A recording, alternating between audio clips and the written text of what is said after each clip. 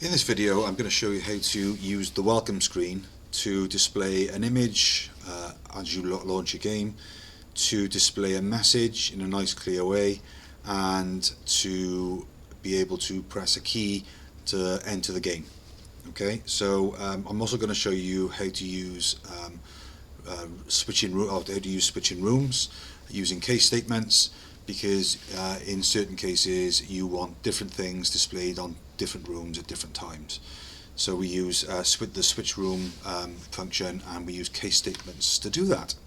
So the first thing that I want to show you is the fact that on the screen now I have my background image as a sprite, and my dimensions for my sprite are the HD image of my room, 1920 by 1080. Okay, so the first thing I'm going to do is to create a new room, and I'm going to use this as a background image. You will notice that I have changed my labels for my rooms. Okay, they were room 1, room 2. I've now used a different naming convention, RM_LVL1 and RM_LVL2. Obviously yours will go far higher than that. So I'm going to create a new room, and I'm going to call it RM_welcome.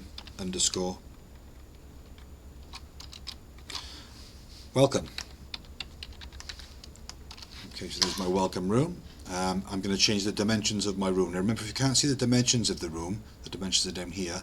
If you've clicked something and you can't see the dimensions, then what you're going to have to do is to click on the welcome tab, the room tab, to get those dimensions back up. And I'm going to change it to 1920 by 1080. Okay, what I'm now going to do is just zoom out so you can see the room. Okay, so there's my room, and I'm going to apply on the background my sprite. So I'm going to select no sprite there for my background, select the sprites, and I'm going to choose my tile screen.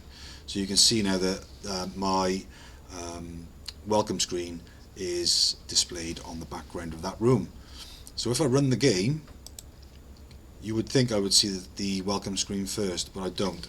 What I actually see is the first level, and that is because if you look at the rooms, okay, we've got orders of these rooms, and at the moment the home screen is level 1, and I want the home screen to be RM welcome. So this is how I solve that problem. So if I click on the little house at the bottom here, I can move rooms about. I can move the priority order of the rooms, and I'm going to select my welcome room, and I'm going to drag that, or I'm going to move that to the top by using the buttons up a level. Okay, and now I've got my welcome room on the top level.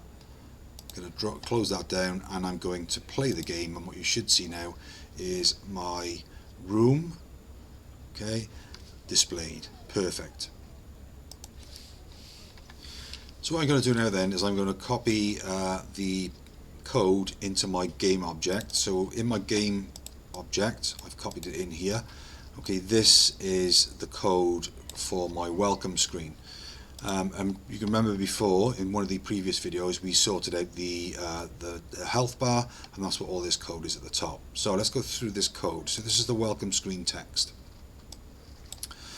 The first thing that is in this code is I'm going to draw a rectangle on the screen, okay, that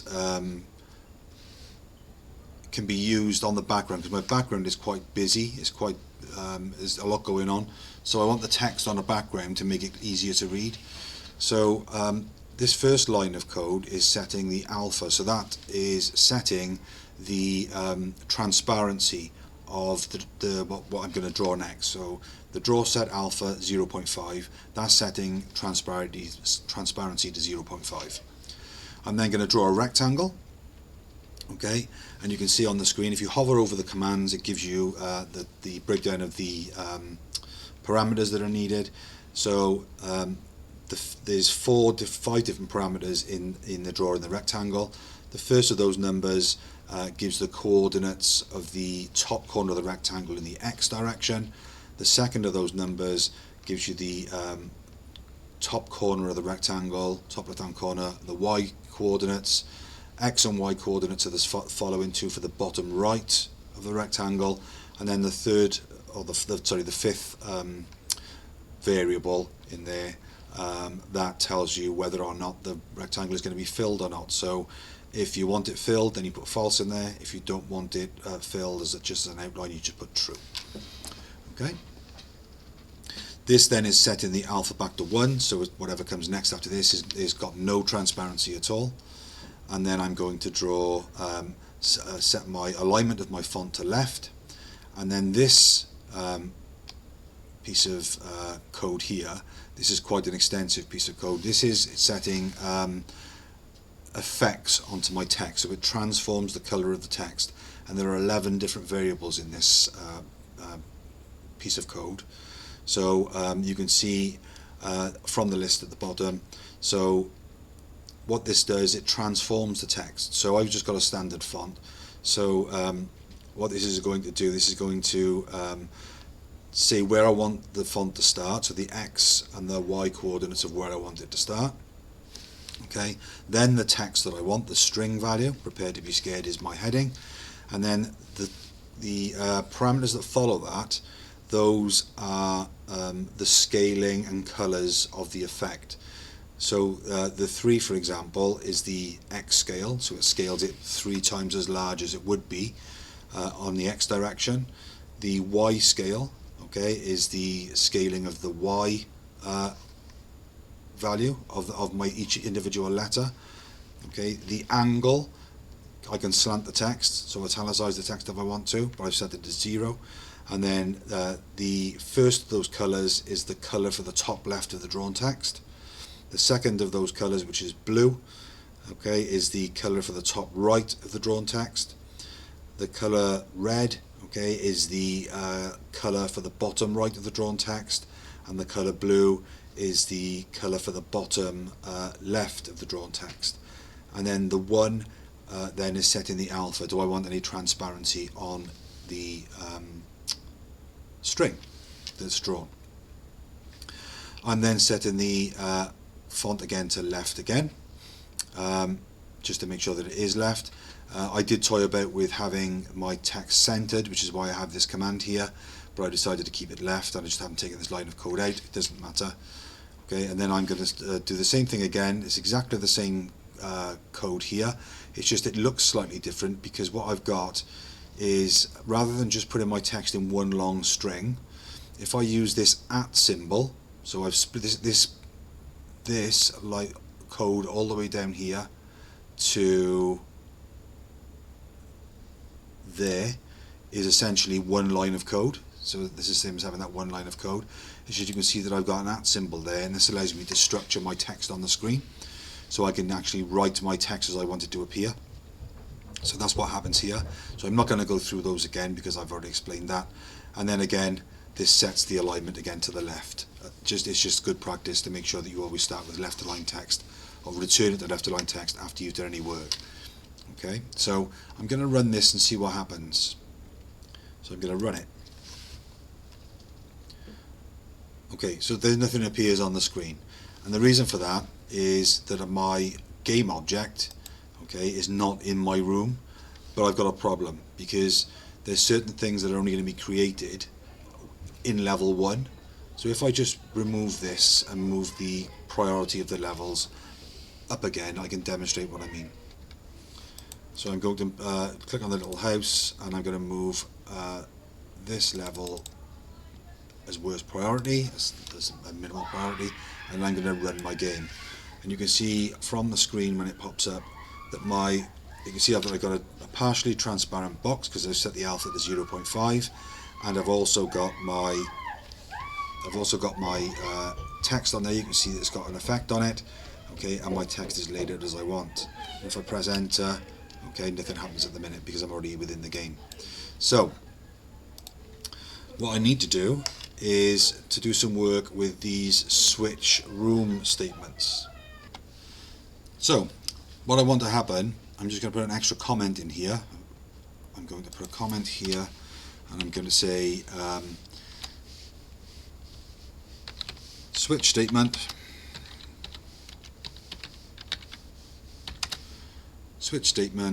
changes what is drawn in each room. Switch statement changes what is drawn in each room. Okay, so I'm going to start the switch statement. Okay, so I want to switch room.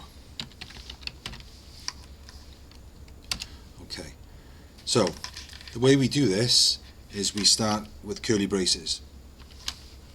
Okay, and then what I want to do then is I want to put my comment in. So I got my comment there. Okay, this is the welcome screen. So I'm just going to indent that. And I'm also then going to put in a statement which changes the case statement, which so I'm going to type in case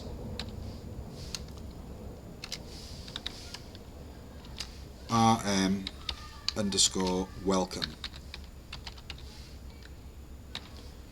Okay, and a colon. So what happens after this now, so I'm just going to highlight this because I want to indent all of this. Okay, so what happens now is when I'm in this particular room, okay, it runs this code. So let's just get rid of that. Let's delete that there. So it runs this code, okay. But I have to end a case statement with break. So at the end of the bottom of this, I'm just going to type in break, and that tells the code, the GameMaker, that I've now finished dealing with what's in this room. So let's see what happens now when I run the game. I think it's going to be the same because I still haven't put the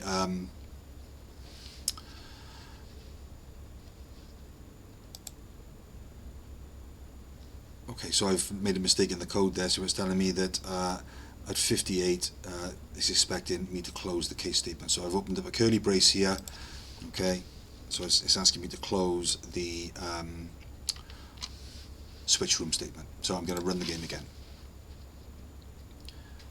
Okay, still got the same problem because I haven't changed my room back, and also I haven't put my game object in my welcome room. So let's go and sort those out straight away.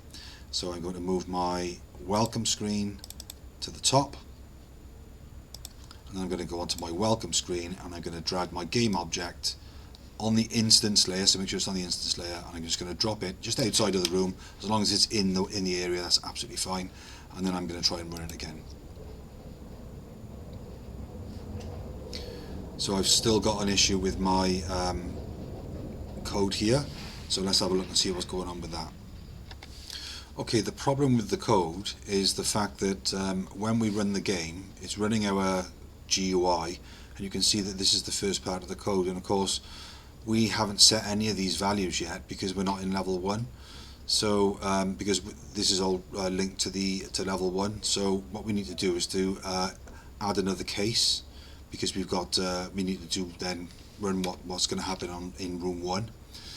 So this is what we're going to do. We're going to come down again, okay, and I'm going to do another case statement. So I'm going to say case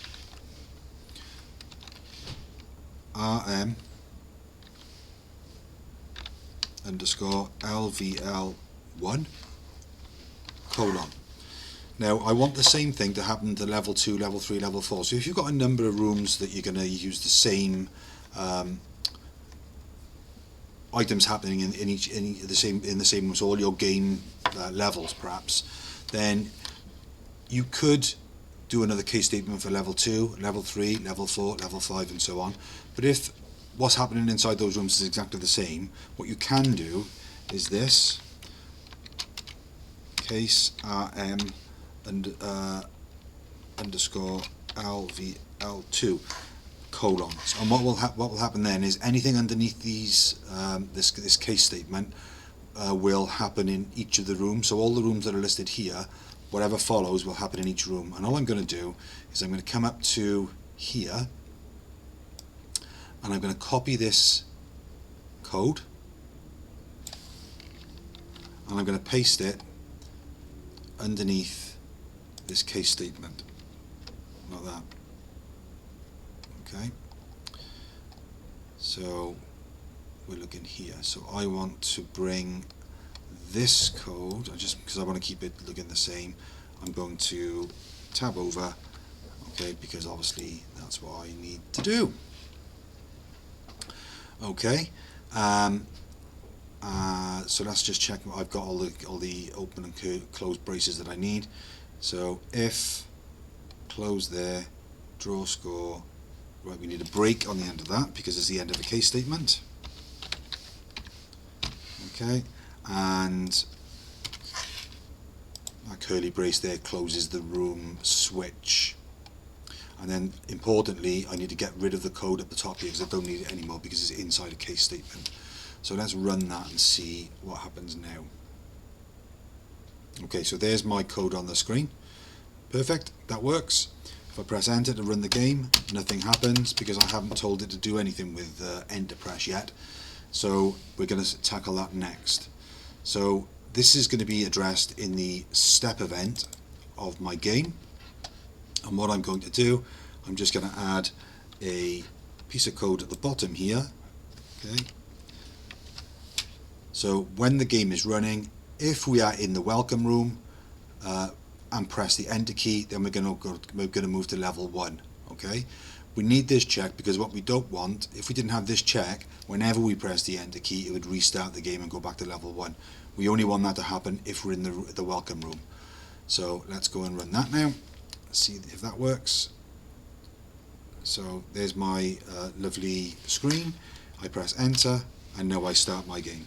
So there is a working welcome screen using a keyboard press to start the game and the use of case statements to change what happens in different rooms. So we'll be looking in the next video at the win and lose screens.